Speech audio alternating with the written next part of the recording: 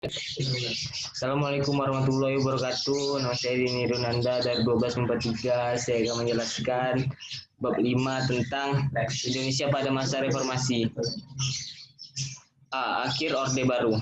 1. Krisis multidimensional merupakan krisis yang melanda bangsa Indonesia pada tahun 1957 sampai 1958. Krisis ini genting karena mencakup bidang moneter, ekonomi, politik, hukum, dan kepercayaan. Kronologi krisis multidimensional menjelang akhir Orde Baru dapat dijelaskan sebagai berikut. Yang pertama, krisis moneter. Memasuki 1997, kawasan Asia Tenggara mengalami guncangan perekonomian. Kondisi ini disebabkan oleh ketidakstabilan perekonomian dunia yang kemudian berkembang menjadi krisis moneter. Salah satu dampaknya pada ketidakstabilan ekonomi menurunnya nilai tukar mata uang di Malaysia, Filipina, Thailand, Indonesia. Salah satu cara yang ditempuh Presiden Soeharto adalah mengajukan bantuan ekonomi kepada International Monetary Fund atau IMF. B. Krisis politik. Pada 27 Juli 1996 terjadi kerusuhan dan perusakan gedung Partai Demokrasi Indonesia yang terletak di Jalan Sponegoro 58, Jakarta. Kerusuhan itu menyebabkan situasi politik Indonesia semakin memanas hingga pemilu 1997. Pelaksanaan pemilu 1997 diikuti dengan sidang umum MPR pada Maret 1958 yang dimana hasil sidang menetapkan Soeharto sebagai presiden untuk masa jabatan 1998 sampai 2003 dengan Habibie sebagai wakilnya. Pada 12 Maret 1998 pidato pertanggungjawaban Soeharto diterima MPR dan 12 Maret 1998 Soeharto kembali dilantik menjadi presiden dan B.J. Habibie sebagai wakilnya di penyimpangan politik di masa Orde Baru. 1. Tidak dilaksanakan semestinya. 2. Banyak anggota DPR atau MPR yang menetapkan sistem nepotisme. 3. Orientasi politik pemerintah Orde Baru condong ke negara-negara barat. 4. Ketidakkeadilan dalam hukum. C. Krisis sosial. Pada awal 1900 terjadi kerusuhan anti-Tionghoa di sejumlah kota. D. Krisis hukum. Pada pasal 24 UUD 1945 menyatakan lembaga kehakiman memiliki kekuasaan merdeka dan terlepas dari kekuasaan pemerintah. Seseorang yang dianggap bersalah dapat dibebaskan dari hukuman dan seseorang yang tidak bersalah masuk penjara. E. Krisis kepercayaan. Kondisi diperparah dengan adanya anggota pemerintah yang melakukan praktik korupsi, kolusi, dan nepotisme. Dan adanya krisis ekonomi, politik, dan hukum menambah ketidakpercayaan masyarakat terhadap korban. 2. Tuntutan reformasi. Gerakan reformasi tahun 1998 mempunyai 6 agenda sebagai berikut. Yang pertama, suksesi pimpinan nasional. 2. Amandemen UUD 1945. 3. Pemberantasan korupsi, kolusi, dan nepotisme. 4. Penghapusan dui fungsi ABRI. Kelima, penegakan supremasi hukum. Keenam, pelaksanaan otonomi daerah. 3. Peran mahasiswa dalam menuntut reformasi. Yang pertama, peran mahasiswa di Jakarta. Mahasiswa menuntut berdemo di gedung DPR atau MPR agar aspirasi mereka bisa disampaikan kepada pemerintah, dan dalam peristiwa ini ada 4 mahasiswa yang meninggal dan peristiwa ini dikenal dengan tragedi Trisakti. B. Peran mahasiswa di Yogyakarta. Unjuk rasa mahasiswa Yogyakarta menuntut reformasi berakhir dengan bentrok di Jalan Gejayan. C. Peran mahasiswa di Bandung. Dipelopori oleh mahasiswa Universitas Pajajaran dan Institut Teknik Bandung, aksi ini menyuarakan tuntutan reformasi ekonomi dan politik yang bermuara pada tuntutan pergantian secara nasional. D. Peran mahasiswa di Surakarta. Dipelopori mahasiswa Universitas 11 Maret dan Universitas Muhammadiyah Soekarta. Demo ini menuntut Soeharto turun di jabatannya.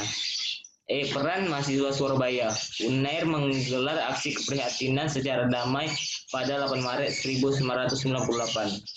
4. Pengunduran diri Presiden Soeharto. Pada 20 Mei 1998 pukul 10 waktu Indonesia Barat, Yusril Iza Mahendra menghubungi Amin Rais dan menyatakan Presiden Soeharto telah menandatangani naskah pengunduran diri.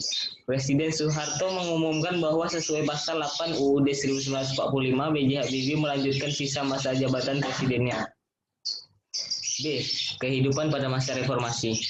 Yang pertama, masa pemerintahan B.J. Habibie. A. Membentuk Kabinet Reformasi Pembangunan. 22 Mei 1958, Presiden membentuk kabinet bernama Kabinet Reformasi Pembangunan. B. Membebaskan tahanan politik.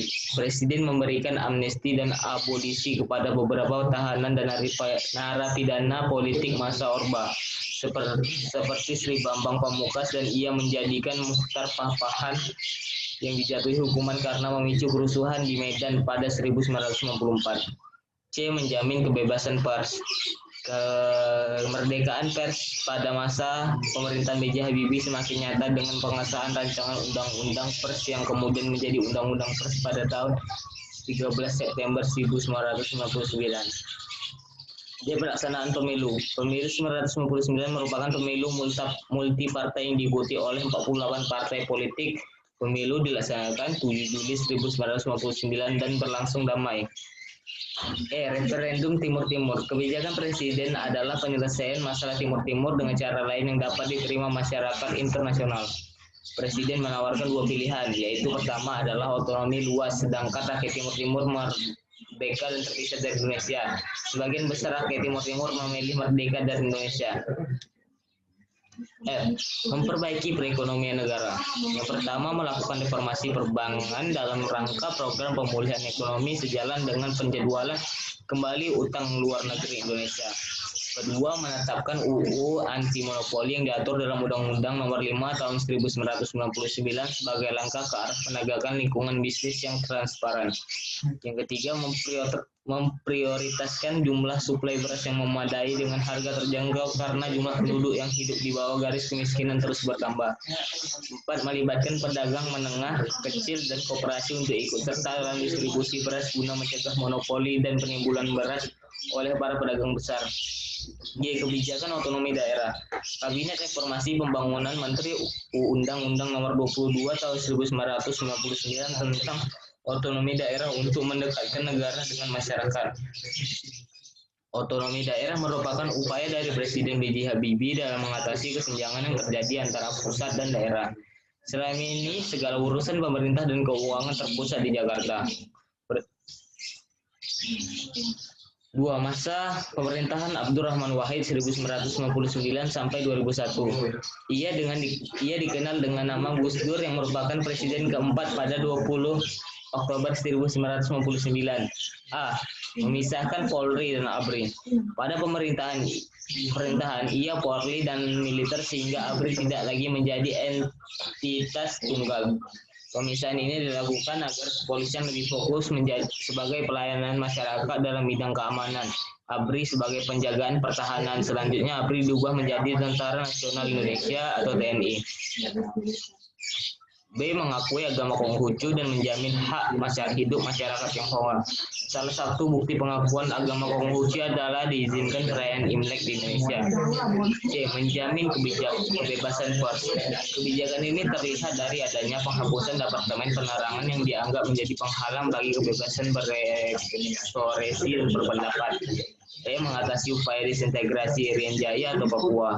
Presiden Gus Dur memutuskan mengganti nama Irian Jaya menjadi Papua. E. Membangun kerjasama dengan negara lain. Pada masa 3 bulan pemerintahannya, hampir semua mitra ekonomi Indonesia di benua telah dikunjungi.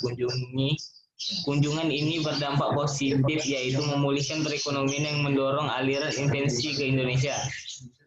3. Masa pemerintahan Megawati Soekarno Putri. A. Membantu agenda pertahanan melalui kabinet gotong royong. B. Melakukan reformasi di bidang politik dan hukum. C. Disintegrasi dan kedaulatan wilayah. D. Melakukan reformasi di bidang ekonomi. E. Melaksanakan pemilu 2004. 4. Masa pemerintahan Susilo Bambang Yudhoyono dan Yusuf Kala. A. Kebijakan dalam bidang politik. 1. Mengatasi masalah disintegrasi bangsa. 2. Mencegah aktivitas illegal logging. 3. Pemberantasan terorisme. B. Kebijakan dalam bidang hukum. C. Kebijakan dalam bidang ekonomi. 5. Masa pemerintahan Susilo Bambang Yudhoyono dan Budiono.